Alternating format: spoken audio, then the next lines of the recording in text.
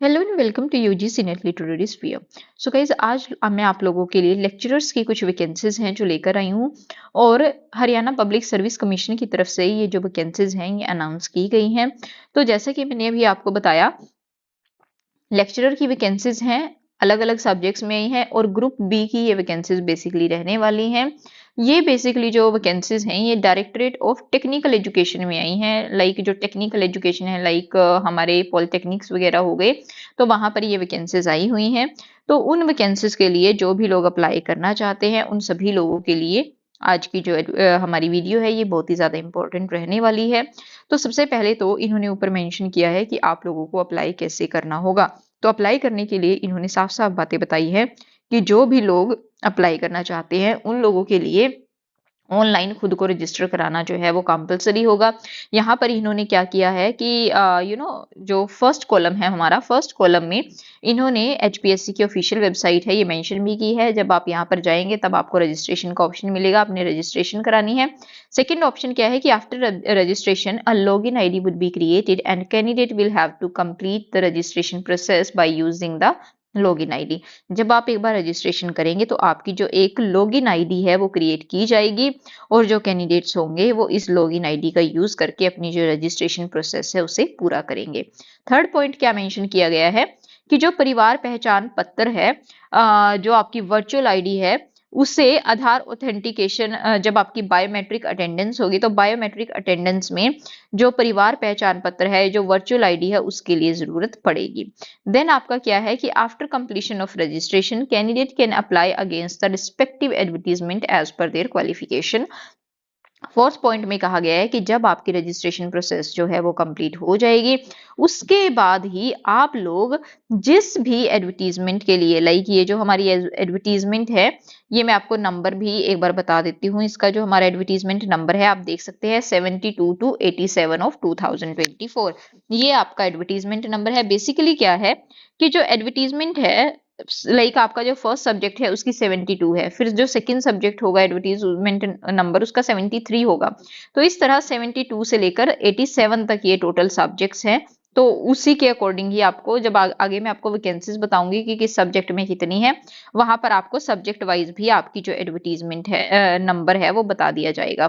For the time being हम जो fourth point है वो डिस्कस कर रहे थे कि जब आपकी एक बार रजिस्ट्रेशन हो जाएगी उसके बाद जिस भी एडवर्टीजमेंट नंबर के लिए आप अप्लाई करना चाहते हैं उसके लिए आप अप्लाई करें। इसमें क्या लिखा है कि duly field application form can be submitted only after payment of requisite fee.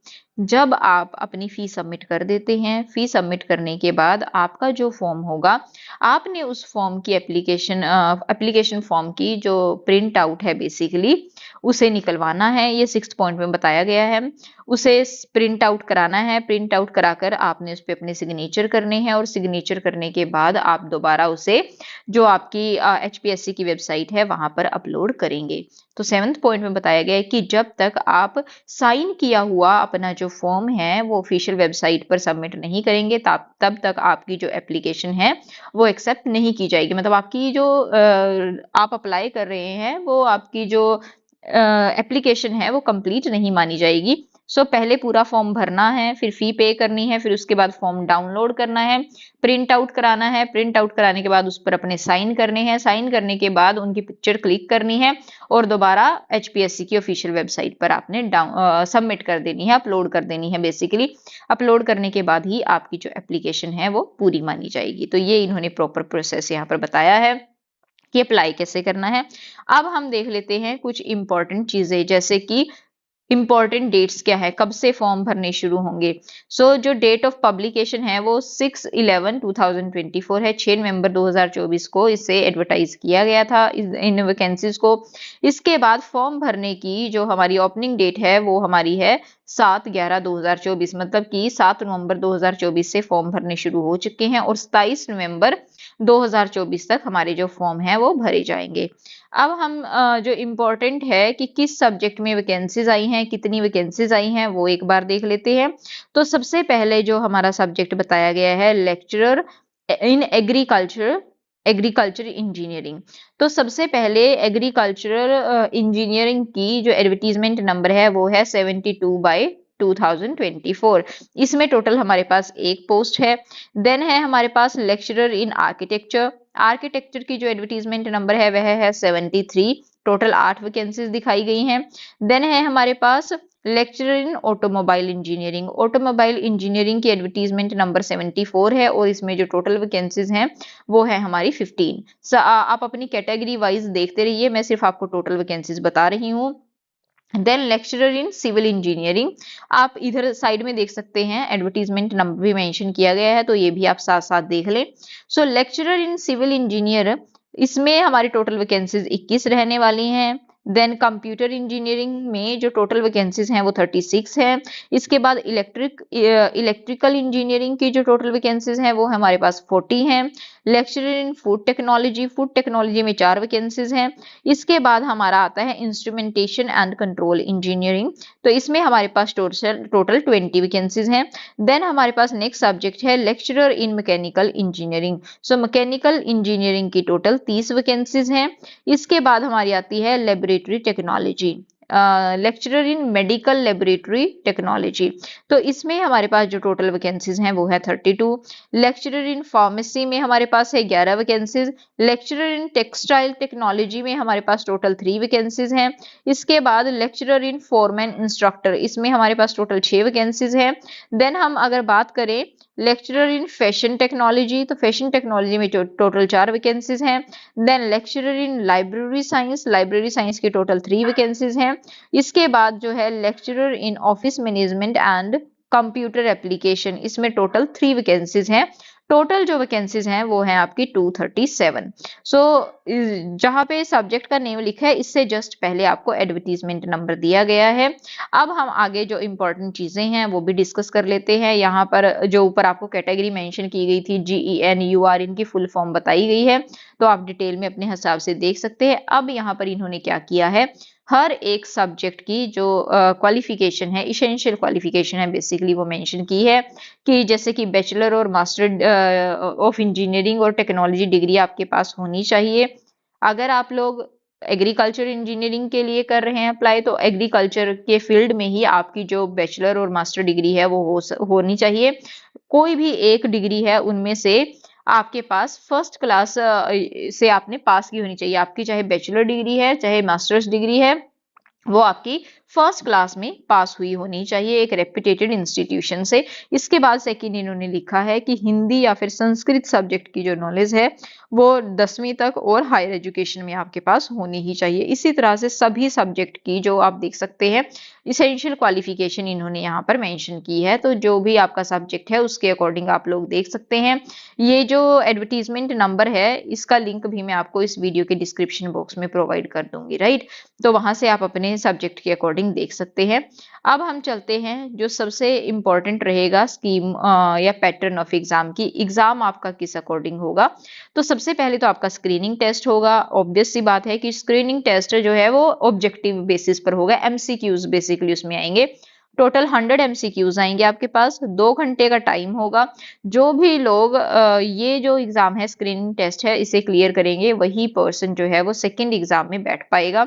इन्होंने बताया है जो ई वाला फोल्डर है हमारा, टोटल आप लोगों के पास 5 ऑप्शन दिए होंगे ABCDE।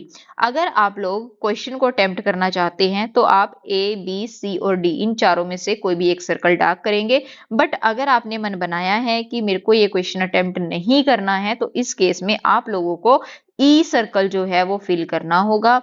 इन्होंने बताया है कि अगर कोई कैंडिडेट ऐसा है जो कि 5 सर्कल्स में से कोई भी एक सर्कल डार्क नहीं करता है तो इस केस में आपके 0.25 मार्क्स जो है वो डिडक्ट किए जाएंगे। समझ रहे हैं आप, अगर आप पांचों में से कोई भी एक क्वेश्चन जो सर्कल है वो डार्क नहीं करके आते हैं तो इस केस में आपकी 1/4 जो नेगेटिव जो मार्किंग है बेसिकली वो की जाएगी, आपके मार्क डिडक्ट किए जाएंगे।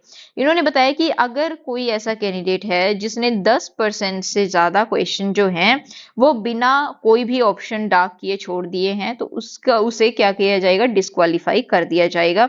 इसके अलावा आपकी नेगेटिव मार्किंग भी रखी गई है, 1/4 आपकी नेगेटिव मार्किंग रहेगी, मतलब कि 4 क्वेश्चन अगर आपके गलत हुए तो आपका 1 नंबर डिडक्ट किया जाएगा। मीडियम ऑफ एग्जामिनेशन जो है वो इंग्लिश रखी गई है।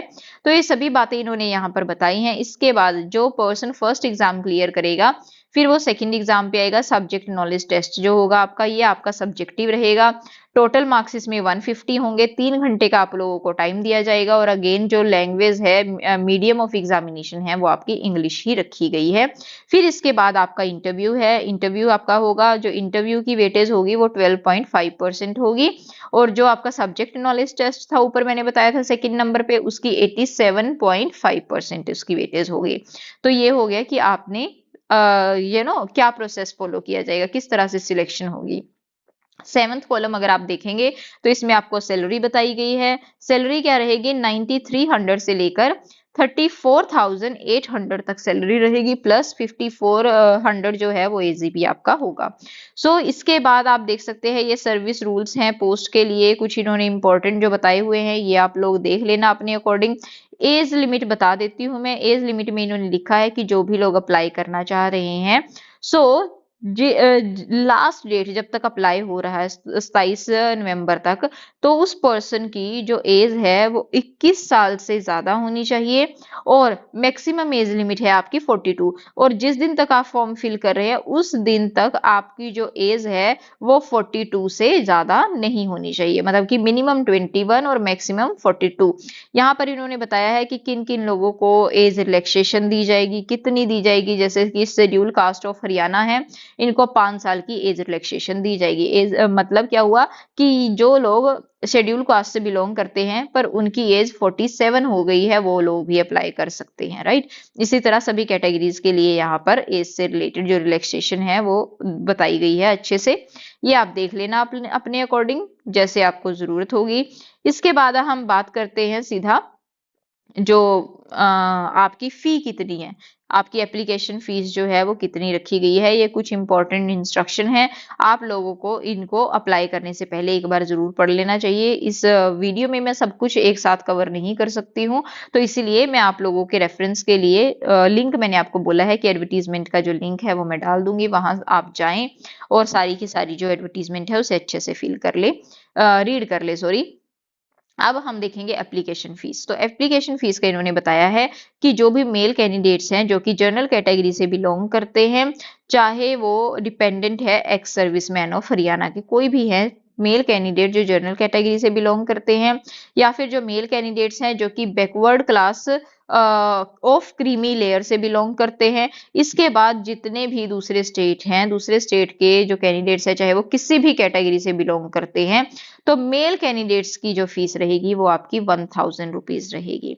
देन हमारा सेकंड आया, जितनी भी जनरल कैटेगरी से बिलोंग करने वाली फीमेल कैंडिडेट्स हैं, इसके अलावा बैकवर्ड क्लास की जो क्रीमी लेयर है, क्रीमी लेयर से बिलोंग करने वाली जो फीमेल हैं, या फिर दूसरे स्टेट की किसी भी कैटेगरी से बिलोंग करने वाली जो फीमेल हैं, उनकी जो फीस है वह 250 रखी गई है।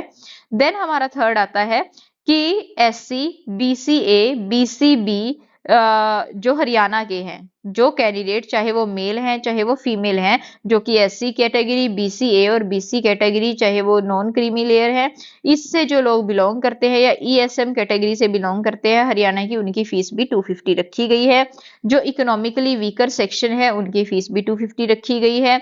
जो पर्सन डिसेबल कैटेगरी में आते हैं और उनकी जो डिसेबिलिटी है वो 40% एटलीस्ट होनी चाहिए, और हरियाणा से वो डिसेबल कैंडिडेट्स बिलोंग करते हैं, उनसे किसी तरह की कोई भी फीस जो है वो चार्ज नहीं की जाएगी। वो उनकी बिना फीस के ही उनकी जो एप्लीकेशन है वो रखी गई है। तो इसके बाद कुछ और स्पेशल इंस्ट्रक्शंस इन्होंने दिए हैं। जितनी भी इंपॉर्टेंट चीजें थी गाइज वो मैं ऑलरेडी आप लोगों के साथ डिस्कस कर चुकी हूँ। इसके बाद बाकी की जो चीजें हैं आप एक बार रीड कर लेना। सो गाइज आज की वीडियो में बस इतना ही है। I hope you find this video helpful, and if this video is helpful for you, don't forget to like, share and subscribe. And in case of any doubt, you guys can ask me in the comment section below, and for more such videos do subscribe the channel.